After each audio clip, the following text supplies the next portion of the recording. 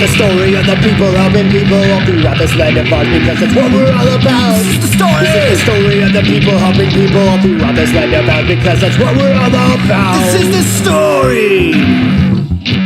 Hey you guys, I'm Tara, and I'm here today with Brandy Lewis of Asheville, North Carolina. And Brandy's going to tell us how she got involved with volunteering. I got involved with volunteering with Beto's presidential campaign. I had never volunteered for anything before except for, like my kids' school. I had gone to see Beto in Greenville, South Carolina on Father's Day. And after the event, I was watching the live stream and I commented, and Scott from the Envoys messaged me pretty much right away, just totally out of the blue. I still, looking back, don't know why, but he asked if I wanted to join the Envoys, and I did. I started right away and started volunteering immediately. I was ready to get on board right away. So, yeah. That's awesome. Scott did such a good job finding people online. Must have been a good comment. I can't even remember what I said. It must have been something that got his attention. I don't know, but it was really profound, I'm sure. Yeah. I thanked him later, in Iowa for finding me and getting me involved. Aww, that's so sweet. So the Envoys did so many things throughout the campaign. Can you tell everybody maybe a few little examples of what you guys did? We did a lot of defense stuff online. I have to say, though, one of the biggest things that we did that took an insane amount of time was we emailed all of the colleges across the country to get them involved and get them some debate watch party guides, and to get, we were trying to get young people involved with the campaign. So I did that with Amy McMillan, Vanna Andrews, and Morgan Schoon.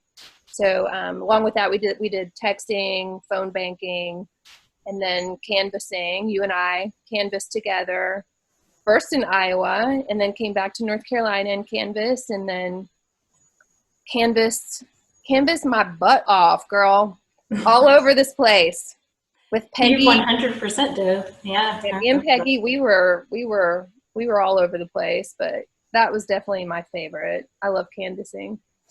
Yeah, I remember you guys canvassed a lot. We canvassed together.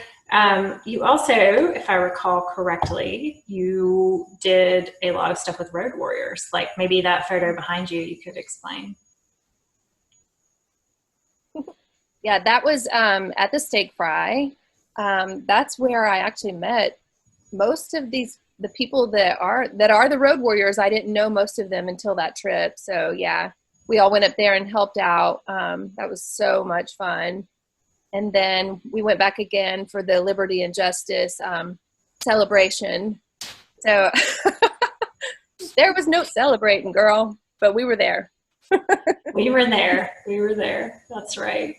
Yeah, on that note, I was going to ask you, like, how many miles, roughly, just a ballpark figure here, would you say that you have walked for Beto on half of the granola bar? Oh my gosh. I love that everything we did involving this campaign involved half of a granola bar, sometimes frozen, because that's all I ever seemed to have in my backpack. And no one else had any food, so I would just split it among us. And yeah. Yeah, I was going to say, why is it only half, I still remember at the steak fry, we were so hungry. God, it was like, I don't even know what time it was. We hadn't eaten. And I was like, I have a granola bar. And I pulled it out, and it was like this big. And I'm like breaking it up into pieces for everybody. Oh, I remember that very well. That was right before we got trampled by Elizabeth Warren. That was fun. I'm still really sad that Elizabeth Warren isn't the nominee. I wanted to be able to tell my grandkids one day, yeah, we got trampled by the president. Oh man, that was crazy. I just remember like a blur. It was like a black pantsuit and a colorful cardigan. The last thing I saw flashed before my eyes. Oh my God, get out of the way! She's coming! Get up! Well, in addition to all of the road warrioring, that's a hard word to say, and canvassing and debate watch partying and phone banking and good God only knows what else we did.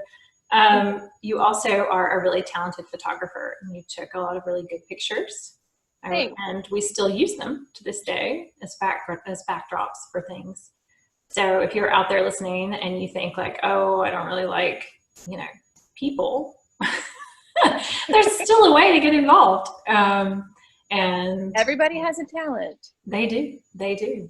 And let's see, what else was I going to, so you hadn't volunteered politically or done much activism before you got involved with Beto World, but then since then you've gotten involved with a couple of other different things. And do you want to kind of briefly tell us about Duke Energy and coal ash? Oh, coal ash, girl. Coal ash. So fun. Duke Energy was wanting to put a coal ash landfill here on site. They had been shipping the coal ash to Georgia, and they decided they were going to just store it here to save money. And I was not going to let that happen. Some good things came out of that. They have more restrictions now, and people are keeping on top of them to make sure that they are storing it safely. So some good things came out of that. That was intense. 100%. So from nothing to kind of becoming like our own Brandy Brockovich here in North Carolina, which was great. And then I know you and I have some plans for the future for volunteering. Yes. I am super excited to help Cal Cunningham with the Senate race here. Yeah. And also Mo Davis, who's running for Congress here in the 11th District, who is hoping to take Mark Meadows' seat, who is retiring or whatever you want to call it. Pretty much leaving in disgrace. Yeah, leaving in disgrace. Yeah. And of course, Joe Biden. I'm excited to continue to help with his campaign, going to Columbia. Yeah, and we have Roy Cooper too. Oh, yes. Oh, yeah. A big year. It sure is. I'm ready to get back out there. Yeah, if we ever get released from this, we're going to be like hitting it hard. We'll be like, give me the packets. For sure. Gray hair, fat from eating all the snacks all day long. We're ready. Got to work it off. Oh, that's right. Well, thank you for agreeing to come on today and for everything that you've done. You are just such a great example of what Powered by People is, really, honestly, which is just folks who are not sure exactly where they might fit in or what their talents are, and they just try everything and they find out that they're good at more than they imagined, and they end up becoming not only helping to power all these movements, but just really becoming powerful as people in their communities. And I really appreciate you. And I appreciate you too. Oh, good. And I'm excited to get to work together. So thank you. And you're a great example of how, we can make change bit by bit. This is the story of the people helping people all throughout this land of ours, because that's what we're all about. This is the story of the people helping people all throughout this land of ours, because that's what we're all about. This is the story.